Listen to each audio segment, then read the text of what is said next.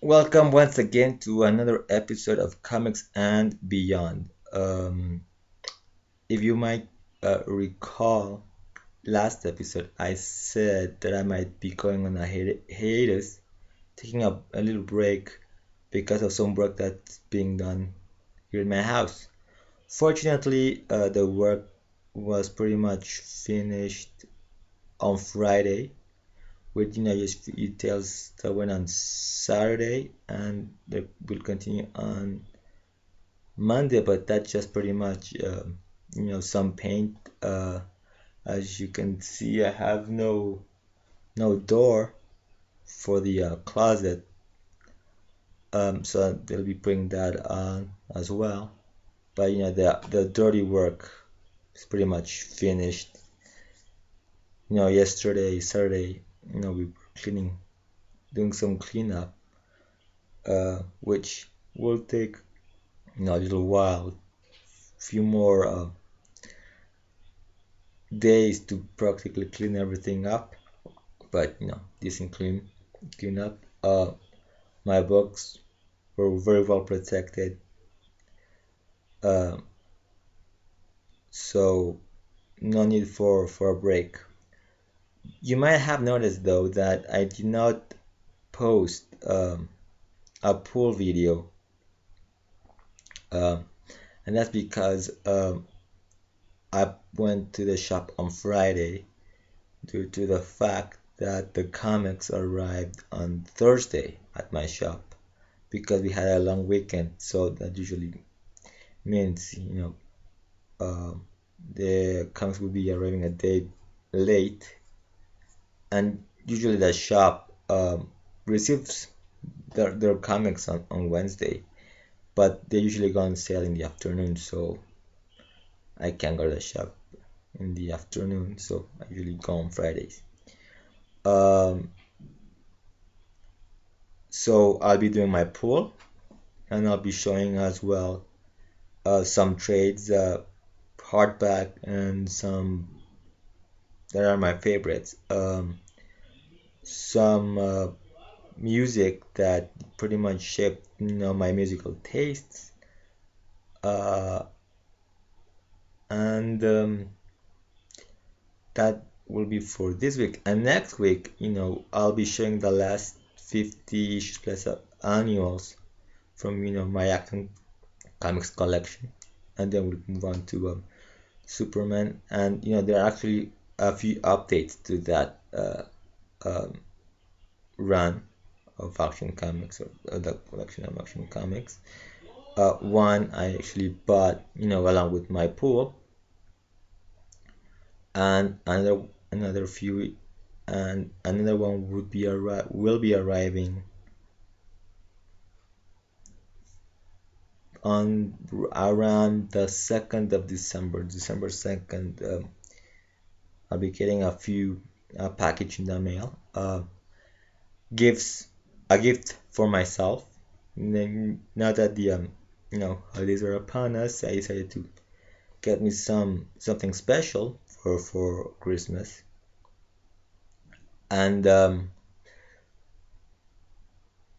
and um, and though it'll be arriving um, before Christmas, I'll probably do an unboxing the day it arrives, or unbox the day it arrives, and I'll be showing them.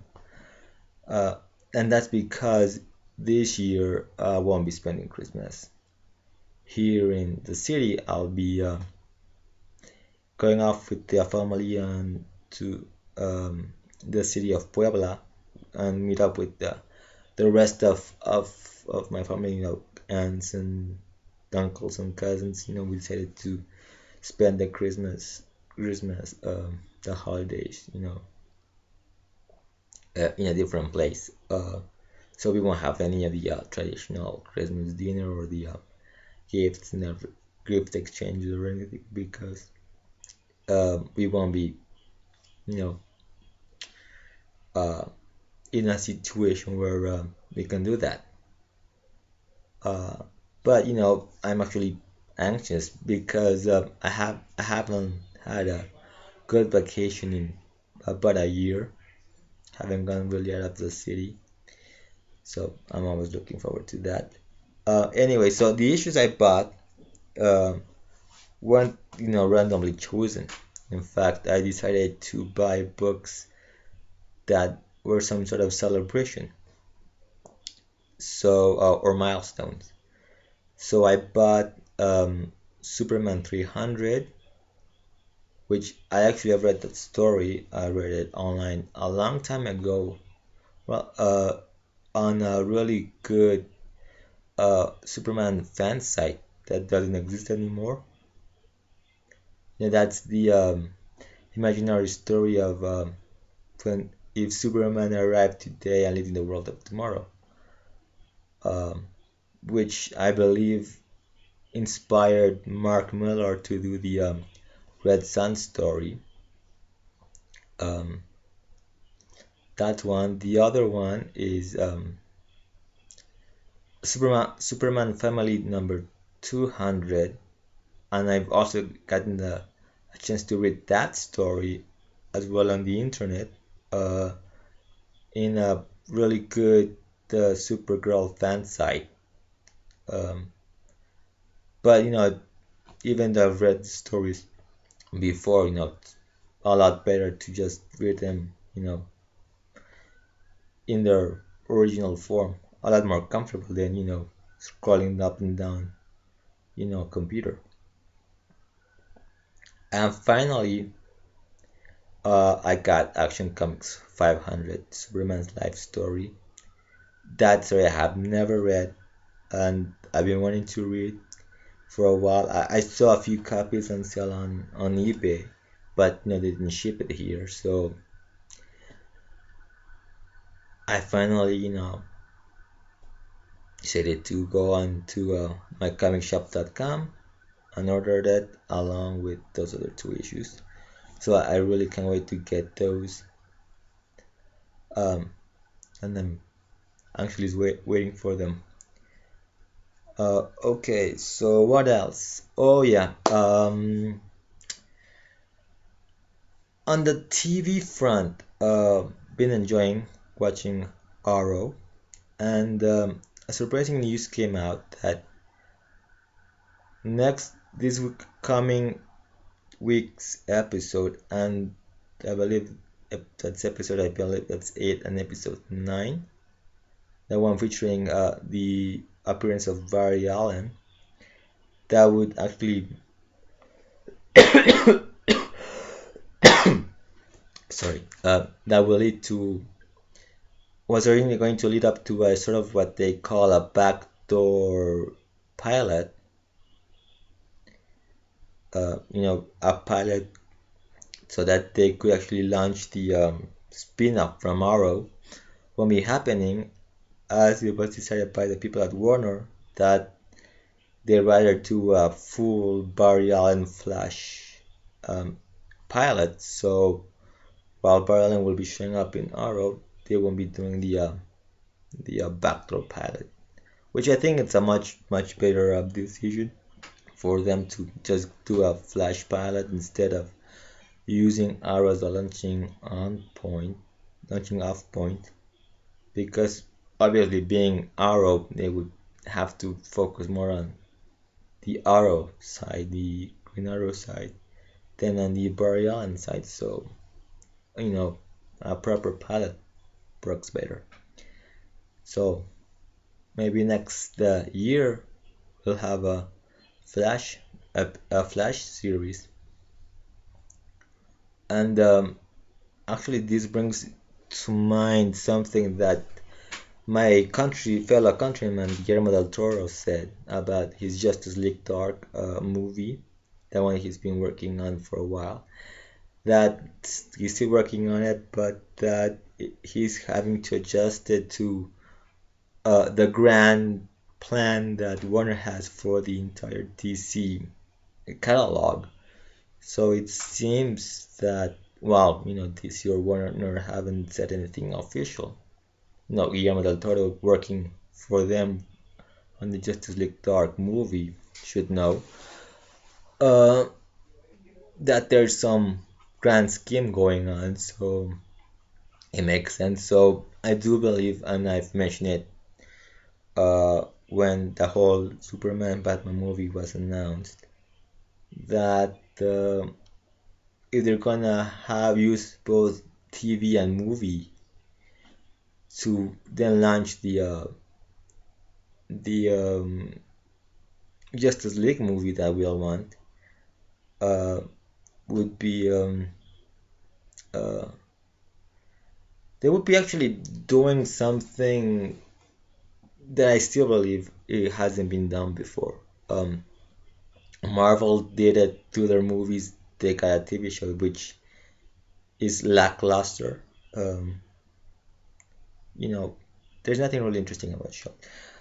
Uh, while Warner basically just using their icons, and they're using, and apparently they're gonna create a whole universe, both from that combines both their TV division and the films. So, I mean, in the case of Warner, they have a big advantage over Marvel because Warner owns all these characters. So they're more free. They can use them much more freely. While Marvel, before Disney bought them, signed off Spider-Man to Sony, signed off the X-Men to Fox, while the rest of their characters were signed off to Paramount. So they really can use all of their library. Disney, I don't think they can actually really use a lot of the X-Men, or well, actually they're using them, but to the animated shows. But the point is here, the complications, the with doing, using the Scarlet Witch and Quicksilver and the Avengers, but they're also part of the X-Men, so the X-Men are signed off to Fox. So Marvel got themselves into a very interesting situation once Disney bought them. While Warner, they actually have the rights to all these characters via DC Comics, so they can actually do a much more interesting experiment, which is mixing TV with the movies, and creating a whole universe that once the Justice League movie gets going, you may actually see the actors from the TV shows appearing in the Justice League movie with movie people, so you can actually have like Stephen Amell from Arrow side by side with uh, Henry Cavill and Ben Affleck, whatever, in a Justice League movie. So I thought that was I'm thinking that Warner has a very interesting experiment going on here, which kind of takes the idea of what Marvel did like a step further, because they're working along with every division they have, TV, movies, while Marvel finally decided to go to TV after the Avengers movie became out such a big hit. So oh yeah, and if you haven't seen the February solicits, there's going to be a Lois Lane one shot coming out.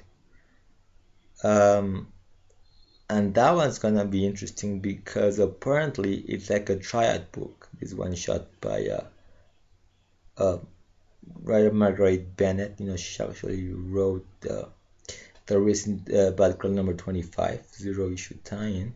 Um, she's writing the Lois Lane one shot, and apparently Dan DiDio said that if enough people buy the book, there might be an ongoing Lois Lane series. So, uh, I'm all for it. For a Lois Lane a series. because I mean, uh, I think she deserves it. Lois deserves her own series. There are a lot of Lois Lane's fans out there, and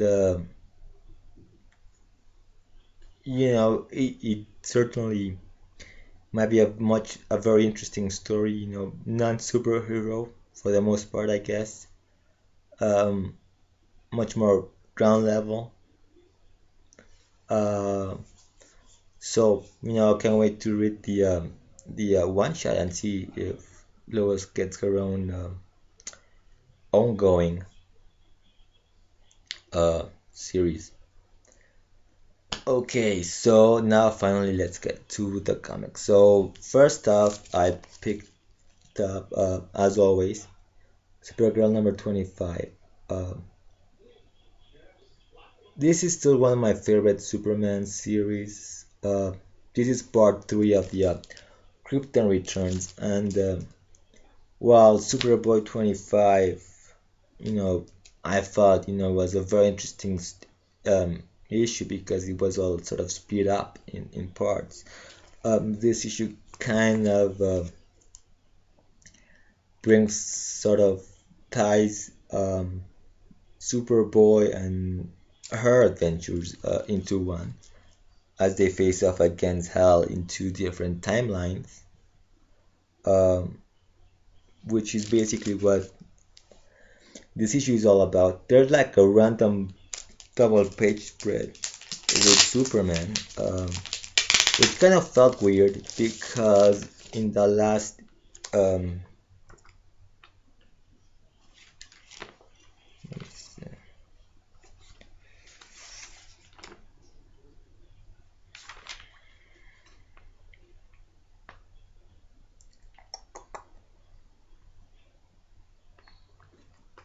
right, this this two this double page spread, this double page of these 2 pages of Superman kind of felt random because the issue before that, because in the last issue in Superboy number 25, he was sitting down, he was inside Jor-El's lab, and suddenly he's outside, while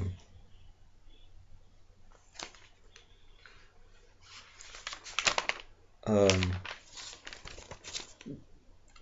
suddenly he's outside, like we see him in Superman number 0. So I don't know what the hell happened. It just felt a little bit random thrown in there. Um, it does have a bit of a cliffhanger. Uh, the Superman section has a bit of a cliffhanger that will continue in issue 25 coming out next week. Um, um, I really enjoy this issue a lot more than Superboy number 25. Uh, the problem though is because this is such a short arc, 4 parts. It does feel like it's very cramped. So it's crammed with stuff. So you know, what might we thought might have been sort of each issue just focusing on each character. It just it involves everyone, so it does feel like it's rushed.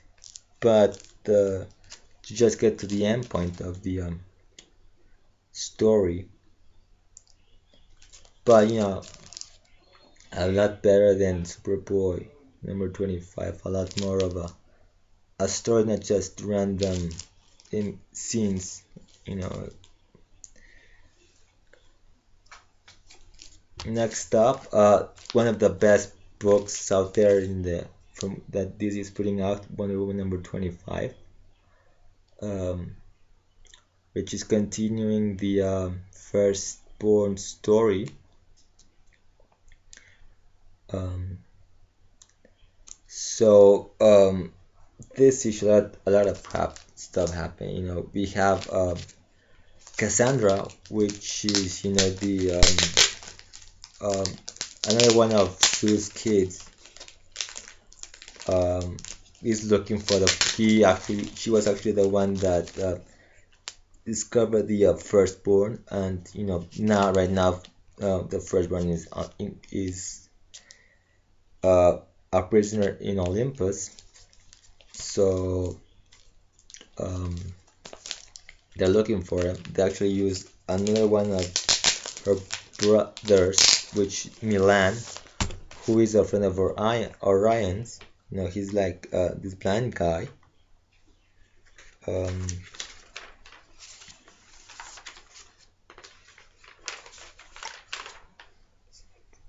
get a good image here. Him. He's a blind guy who can actually see the future, I believe. Because they're using him to find the firstborn, uh, and so Wonder Woman um, um, and Orion, or I think it's Wonder Woman, Orion, and go to his rescue thanks to oh, I can't remember his name. Mercury. What's his Roman name? His Greek name. I can't remember. The messenger. So they go off to rescue Milan from Cassandra, and they were told by Siraka, which was this other half goddess, another one of Wonder Woman's sisters, you know, um, who's like the wind, I guess. She tells them, Milan's in trouble, you know, a prisoner of Cassandra, so they go off to rescue Milan.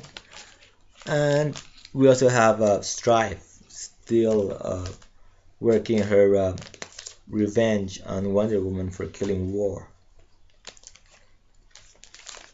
The art was great. I really like Goran Sutka. Uh, um, one of Clive Chang's alternates artists. One of the alternate artists for Wonder Woman.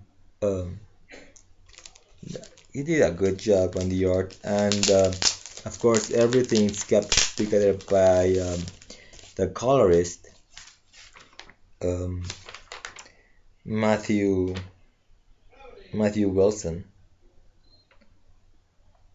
Um, Usually, he's like the glue in the art. Whether the art changes um, when Clive is not doing it, even with the art change, his coloring just keeps everything together. So another great issue by Brenna Zarello of Wonder Woman. This one's a back issue, current back issue, Batman Superman number 5. I actually didn't pick this up when it came out, early this month, and finally got a chance to pick it up. I enjoyed the story. It's shaping up to be a nice, arc here. Mostly focusing on Mongul. I actually have to pick up the Mongul one shot though, because I missed that one, and there's some information in here that I'm not sure about with the character. The issue itself is about some genius kid coming up with a game, actually sort of a virtual reality game where that's actually like turned into like reality. So you have like this electronic constructs or holograms of heroes and villains, and they decide to go and try to kill Batman. But the people involved, which include Jimmy Olsen, don't know they're actually fighting the real Batman, and they just think it's some sort of part of the game, some sort of electronic thing, and not, the real Batman. Um, Interestingly enough, the contrast here between the relationship between Batman and Superman, it seems, Batman's kind of annoyed with Superman, like he doesn't really like him. I mean, they're supposed to be friends, but he doesn't really seem to like him a lot. He's sort of like complaining too much about, Superman. Uh, I thought that was interesting. Um, there's this certain, you know, dislike. I don't know. The format though, it's a bit annoying. I mentioned before that Marvel did something similar to this. Back I believe in 2001. I think it was in 2001 or 2002, where they got a few annuals in this very same format. This sort of a widescreen thing, but they actually had the book stapled like so. So you actually open it, like this, not like this. So that was a pretty annoying part of it. Um, but besides that, it was a good story. I mean, we got Mongol at the end, and he pretty much beats Batman. Um, Here, pretty much beats him up. And it looks like it's gonna be a very interesting story. I think the aftermath of this will show up in the first Batman Superman annual coming out. I think either in January. I think it's in January. It will be coming out. After this arc, we have the crossover with World's Finest. So I gotta catch up on my World's Finest too. It's a book along with Earth 2 that I started to buy, dropped it, not because I didn't like it, but because I was buying too many titles and I needed to cut down a few. So I've been trying to catch up slowly with those books, so I have to catch up on that as well. So now that there's gonna be a crossover, which is long overdue, I think. The last back issue I got is Action Comics 748. This is pretty much where I came in with Superman after a long time. Not with this issue in particular, but the stories from this era were being reprinted here in Mexico in Spanish. So when I was starting to buy comics, I bought almost everything I could get my hands on. Uh, so such stories from this era were being reprinted then. So just to try to catch up and read some Superman. Bought a few of those issues in Spanish, and you know um, some of the stories from this era I actually own in Spanish. So that's pretty much where I came in with DC Superman but for after 6 years, I believe, since I bought my first Superman comic. Uh, Actually, this is a very interesting issue because it's written and drawn by Stuart Immonen, who, as we all know, is doing all new X-Men for Marvel. And his style here, his earlier style, is a little bit different from what he is doing now. I mean, it's more further realistic, if you will. The shadowing, the it's much later in the inking. In fact, the inker Jose Martin Jr. Uh, yeah, Jose Martin Jr. does the inking for this on on for the thinking during Immanent's run in Superman. But that style itself is it's much different. Even though in the cover from what he does now with in he's been doing now. Um, I actually prefer this style a lot more than his current one. So those are the books that I picked up this week. Um, both all my books excellent reads, very entertaining, very entertaining books. I never buy a book that I don't like, and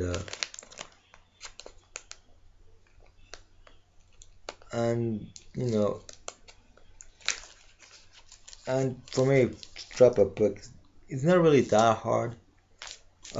If I'm not interested in the story, or I have to, I know which books I might be dropping, but I always buy what I really enjoy, and I'm enjoying all of them.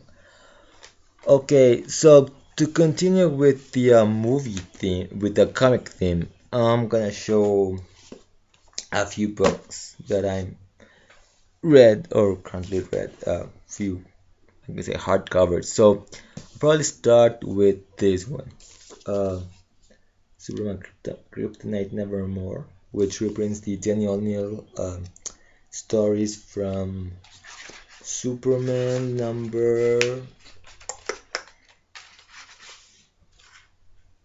from Superman 234 through 242. Yeah. So this is one of this story I had the chance to read again online a while back in the Superman fan site, uh, and I really love the story. It's one of my favorite Superman stories. That when DC came out with their classic library, which they haven't even published anything new in this format, I thought I have to get it. Uh, so I enjoyed the stories, but the only disappointing thing about this hardcover though is the quality. It's very dull.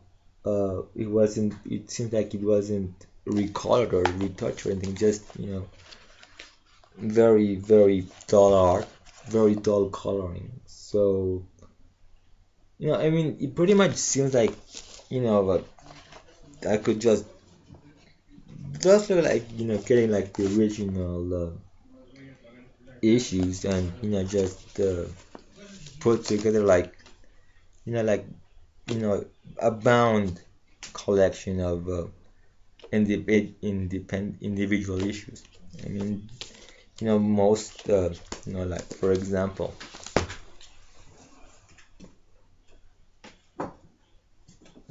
like the masterwork. This is Marvel's masterworks. Daredevil. Where they you know retouch the art. Giving it nice bright colors. Um, or the same thing being done with their um, own collection. Oh, there are this is other hardcovers. This just looks like just older issues, and nobody really bothered to retouch them. But um uh the story itself, I mean, everything is very nice. I mean, I think Sleepy Reader could tell me. that it's really nice. The dust jacket.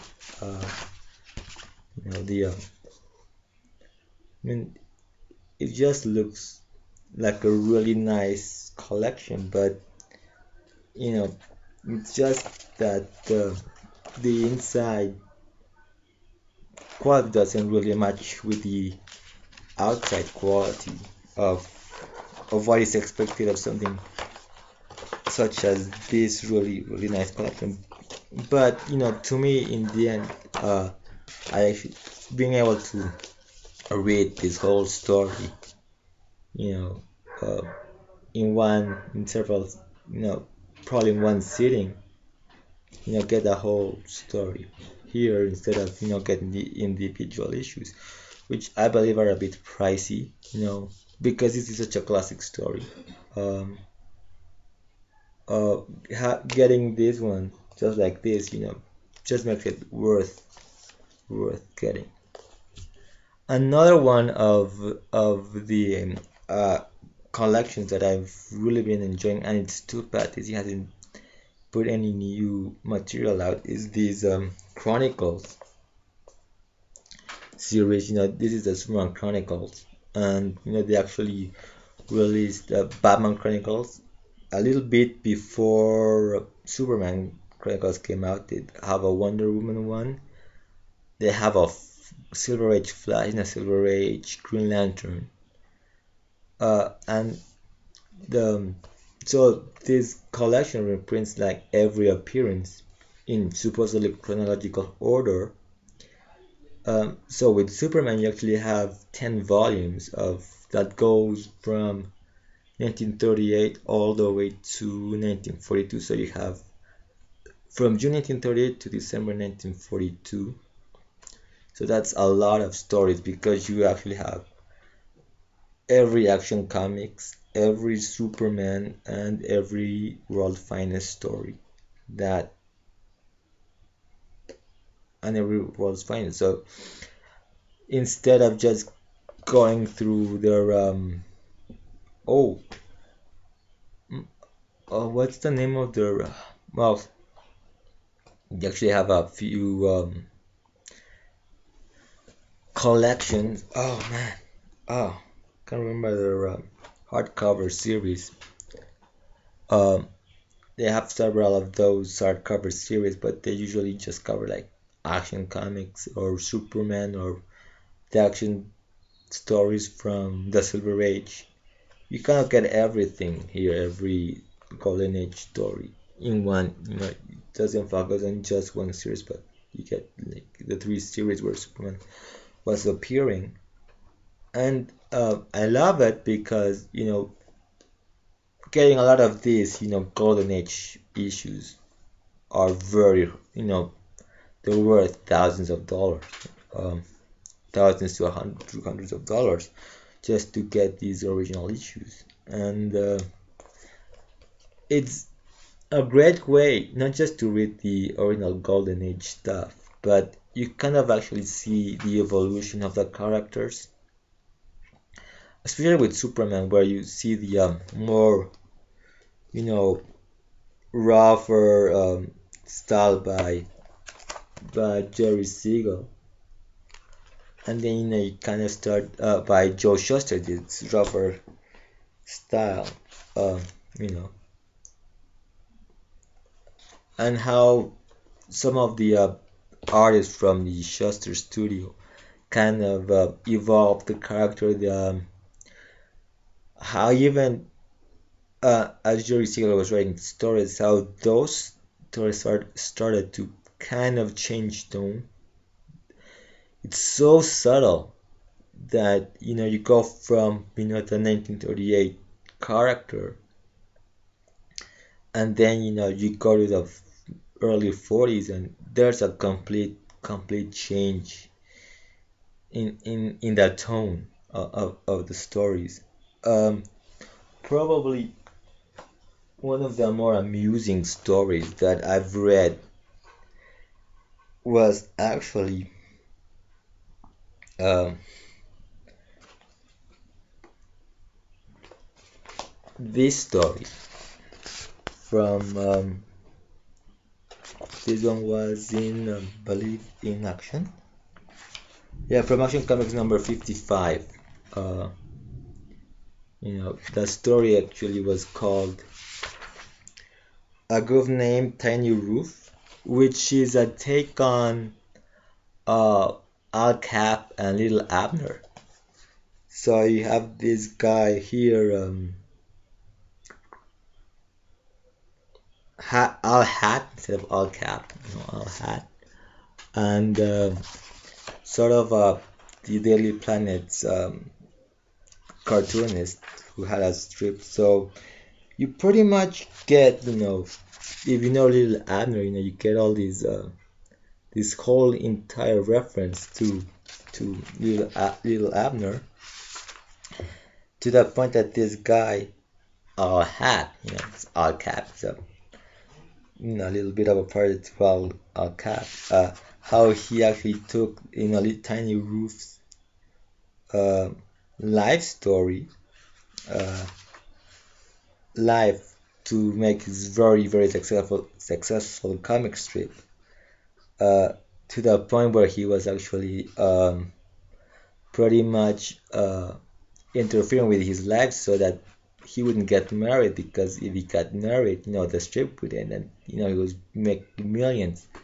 with his little you know story strip. So if he got married, so I thought that was a very amusing little story, because I know a little bit up, so a little actor and everything.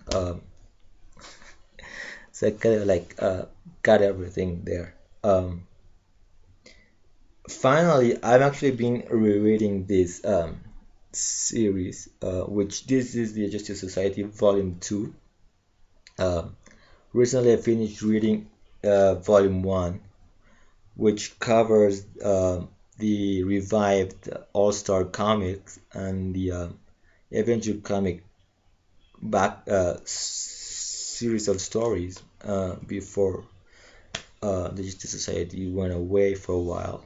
I think Roy Thomas later did the All Star Squadron, and of course the Infinity Inc. stuff. I actually really enjoyed rereading these stories, because again, I actually get a whole bunch of issues of an ever evolving story just in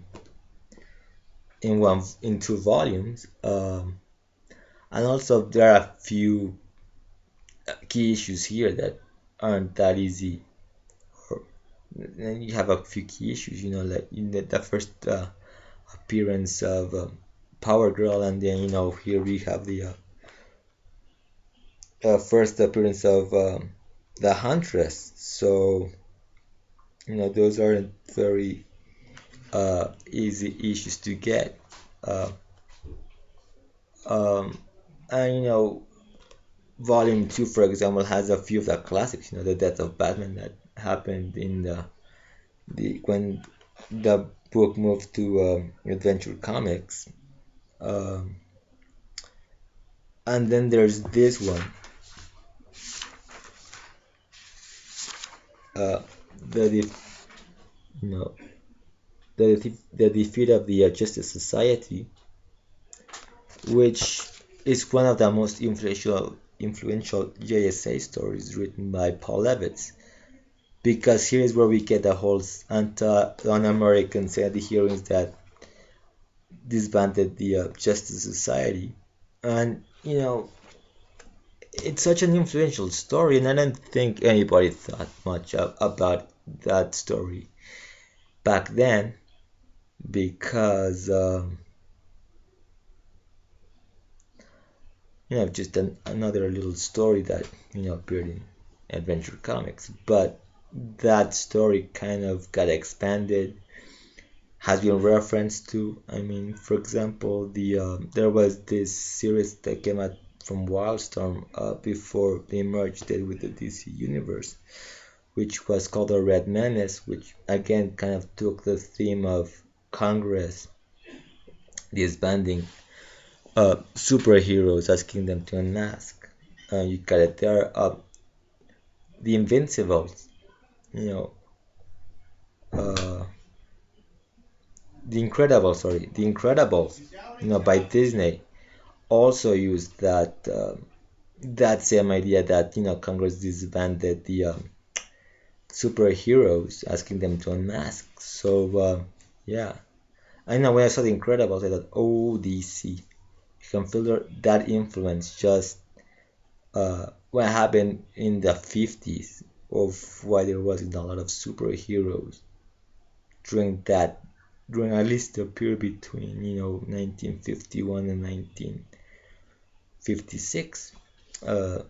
And it started with Levitt doing a study that was explaining that, which went unexplained, since the reappearance of the Golden Age characters, with Flash of Two Worlds and you know the first Earth One, and the Justice League story.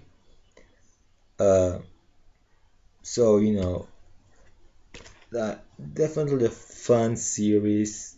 Um, that those All-Star comic stories from the JSA.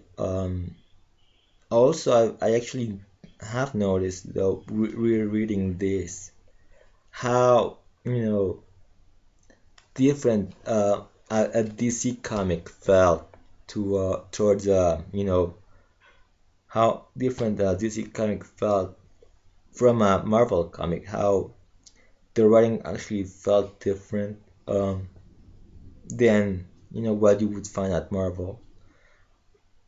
DC really maintained the whole idea of doing the one done in one stories, or even if they had like arcs, you didn't necessarily, it just felt different because when they did arcs, you might have a running subplot,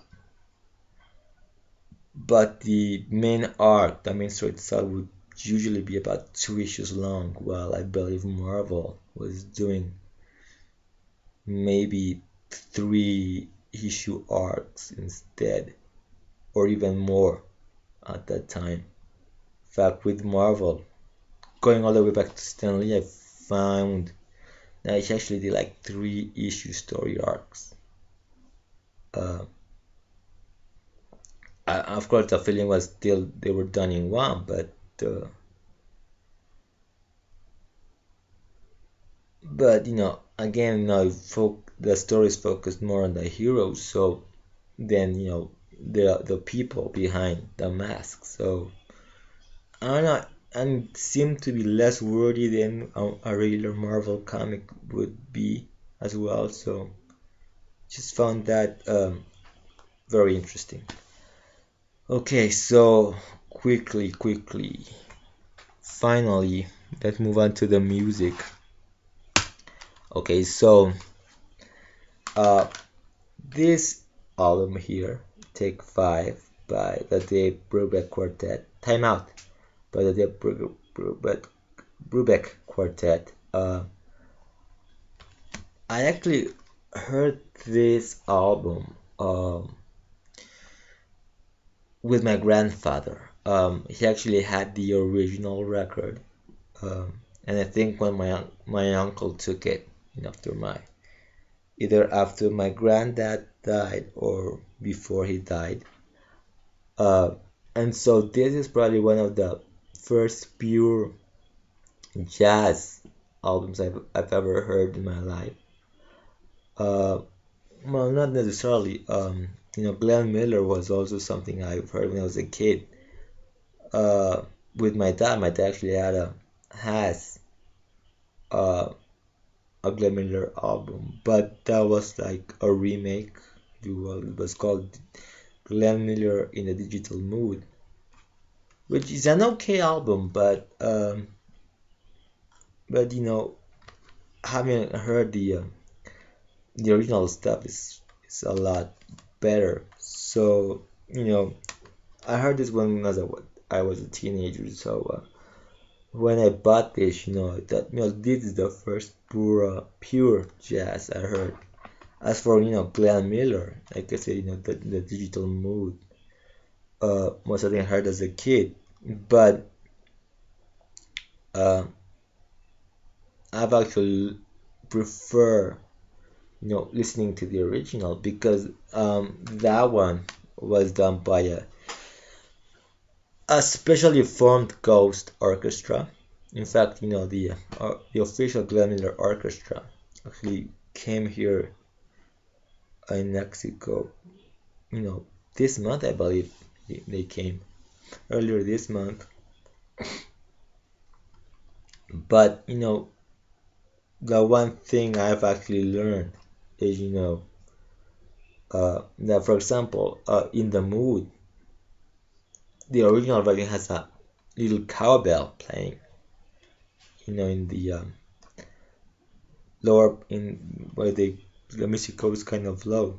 Uh, any recreation, even done by the official orchestra, Glenn Orchestra, Ghost Orchestra, they don't do it.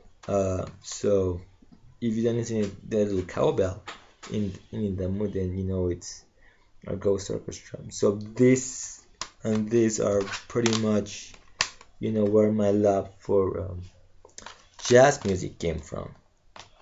Now, when I was a kid, uh, my dad had the original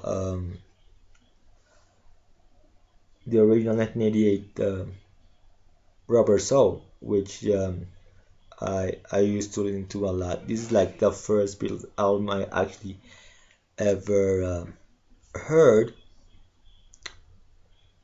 really heard, because my dad has his vinyls, and actually I have those with me now. Um, and when I was a kid, I remember he would actually get his records and record them to a blank tape so he could listen to them in his car. So I remember listening to two songs a lot, maybe three, but the ones I remember that sort of had a bit of an impression was "She Loves You" and "Yellow Submarine." Um, it just created images in my head whenever I listened to those songs. But this was the one that I actually listened to seriously for the for the first time. The first Beatles album I bought, and I bought it on tape, was "A Hard Day's Night," and the opening chords of "A Hard Day's Night" kind of got me really enthusiastic about the Beatles more than I was, and got me interested in learning how to play the guitar, which I'm a I'm an okay player. I'm not brilliant, and I actually learned to play the guitar when I was 14, 15 years old. When I was 15, actually, I got my first guitar in the Christmas of, I believe, 1993. Yeah, in Christmas 93, I got my first guitar, and I learned how to play it when I was 14, 15 years old because of the Beatles.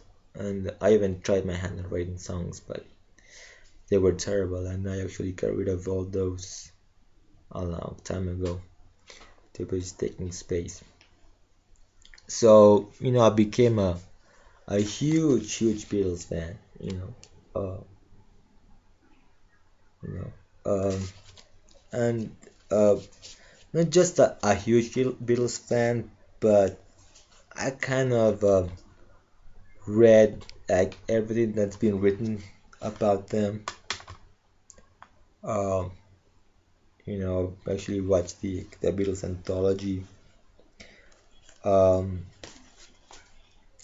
I actually even have this huge coffee table version of the Beatles anthology book, uh, which I haven't even read.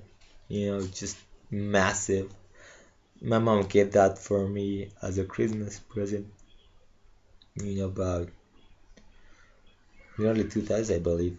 So probably about 10 years, I think. That's when she gave it to me. Huge, huge coffee book table. And the Beatles actually were the ones that kind of got me interested in a lot of those 1960 music. Um, on the one part, I've I've really sort of stretched out when it comes to music because I've listened to classical. A lot of that, came from my dad. I'm a granddad, but my dad, my dad liked Beethoven, Mozart, all of that I heard when I was a kid, and I appreciate that music a lot. You know, I've gone to tons of concerts, classical concerts. Uh, we used to go like every Sunday or almost every Sunday or Saturday. Um, to listen to whenever there's a what I'm trying to say is uh yeah, every weekend when the concert season is on, we would go to certain concerts on Sundays. They did concerts on Saturdays at night. uh so my dad would take us to the concerts. We would go on the Sundays where it was a matinee, run a new concert. uh we don't do that anymore. I don't know why, but I just enjoy that music a lot. We've gone to operas though, as well, and the last one actually, there was famous the Il Postino, the which is based on the movie.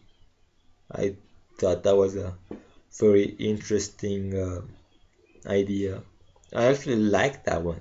That they did in sort of a modern opera, based on a really great Italian movie film.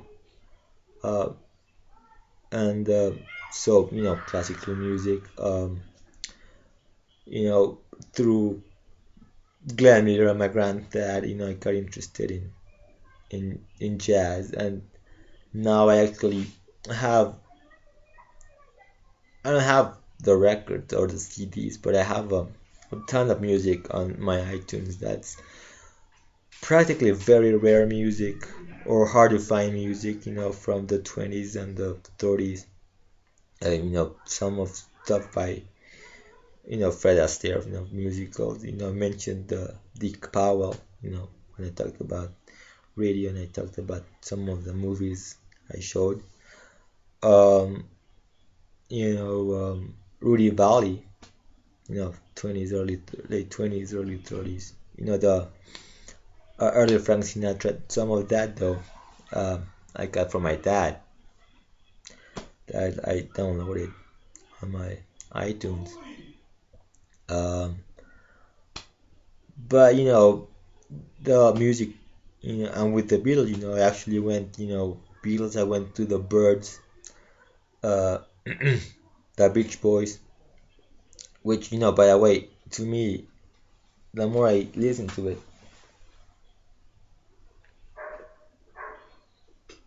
um,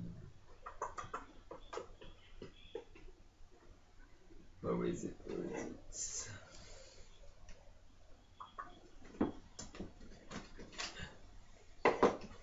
Yeah, the more I listen to it, the more I realize that this is like the most brilliant work ever. Pet Sounds, just brilliant, and it all came about because of this album, you know, Rubber Soul, that kind of made Brian Wilson do. this, and and this actually got the Beatles to do Sgt. Pepper. Just the influence and the Byrds. I love the Byrds. I love folk rock. I have a thing. I also enjoy Bob Dylan. Have quite a few Bob Dylan CDs, and you know, um, you know, uh, to me, music does have